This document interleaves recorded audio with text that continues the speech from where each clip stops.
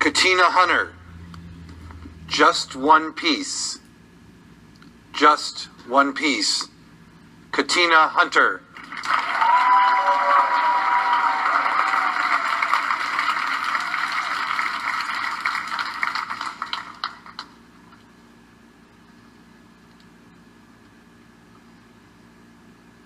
If you can correctly guess the entire scene of this puzzle based on just this one piece, I will walk off this stage right now.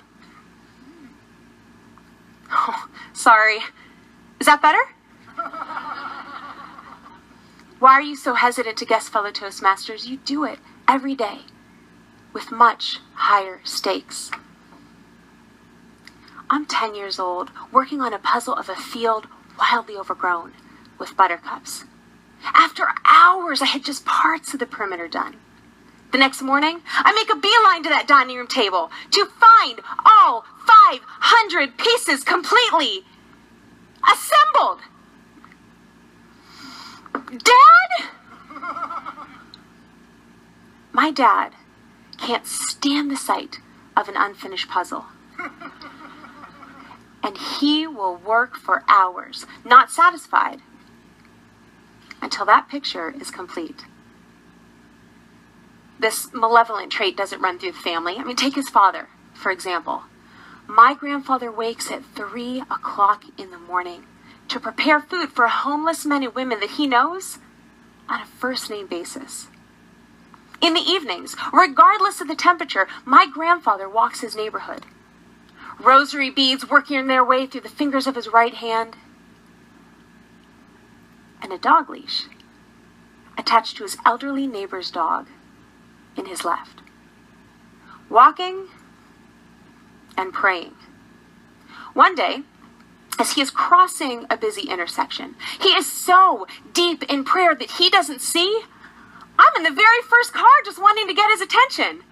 Beep, beep. Beep, beep. Beep. Hello, Grandpa. Hello. At which point, my grandfather, my deeply religious, good deed-doing grandfather, probably right in the middle of a Hail Mary, purses his lips, raises his hand, and flips off the honking car.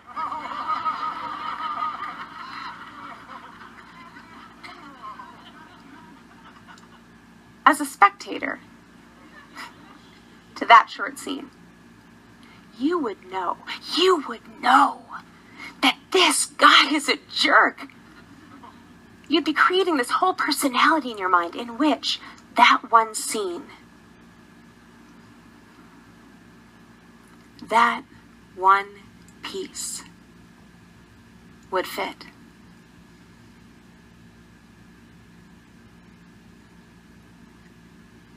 But you would be wrong. I myself have been known to be wrong on very rare occasion. I was recently helping to train and interview teenagers at a leadership event, and the kids are vying for the position of camp counselor. At the end of the very first night, this young woman approaches me. Can I wear jeans to the formal interview thing tomorrow? And I didn't bring a sleeping bag. Okay, I'm immediately perturbed because these kids and their parents have all received numerous reminders detailing exactly what to bring and exactly what to expect and exactly how to prepare. It's my job to teach these kids responsibility. And I found that sometimes the best lessons are learned not when I create consequences, but rather when I just let the natural consequences play out. I looked at my own bunk, that I had dressed with a fitted sheet, comfortable sleeping bag, and fuzzy blanket.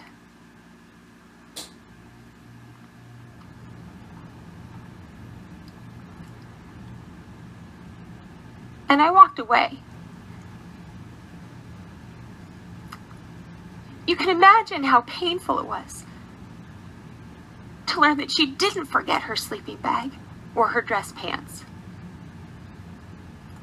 She didn't have any.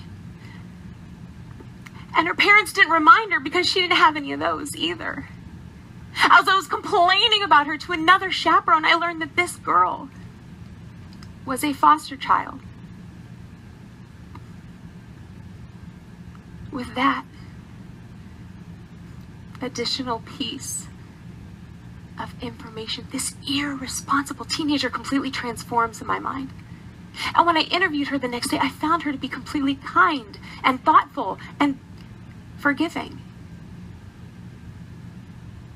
She embodied all of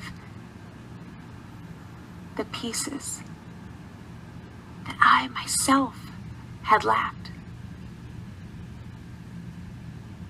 When I saw her name on the list of those who had been selected as a camp counselor, to say that I was ecstatic was a complete understatement. And it was at that very same moment that the image that came to mind was that of a field wildly overgrown with buttercups. We are called to pick up the pieces that are so often ignored. We are called to approach people in the same way that my dad does puzzles, with patience and an insatiable desire to see a more complete picture. And that picture is never defined by just one piece. Mr. Contest Chair.